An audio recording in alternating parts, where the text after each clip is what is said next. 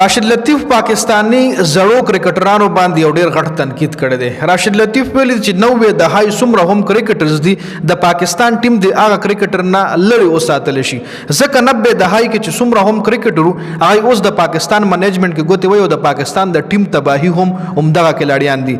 پاکستان وایي ډومبنی ورلډ کپ په 1992 کې ګټلی، هغې نه په 17 سال پس 2009 کې پاکستان T20 ورلډ کپ ګټلی.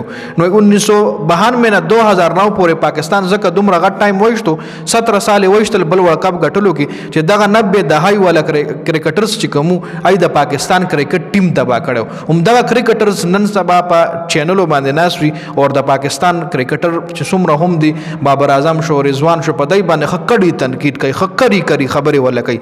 دغه کرکټر کې وقار یونس ته، محمد حفیظ د پکې، عاقب جاوید د پکې، اصغر محمود د پکې، وسیم اکرم، ثقلین مشتاق، دا څومره هم کرکټر دي دا 90 دهای والا کرکټرز دي. دای په خپل سم نه دی کړي، پاکستان د پر زیرو پرفارمنس را دی، دای فکسینګونه هم کړی دي، دای اهم ایونټس کې د ورلډ کپ په ګروپ سټیج کې هم بهر شوي دي، سیمی فائنل کې هم بهر شوي، کوارټر فائنل کې هم بهر شوي، خو موستلی د ګروپ سټیج کې بهر شوي. هماغه کرکټر نن را پاسي د پاکستان کھلاڑیانو باندې تنقید کوي او په منیجمنت کې حصہ هم غواړي چې موږ د پی سی بی منیجمنت جوړ شو. نو راشد لطیف ویلي چې دا کسان تاسو د منیجمنت لري وساتئ نو پاکستان کرکټ ټیم خپل ترقی وکړي.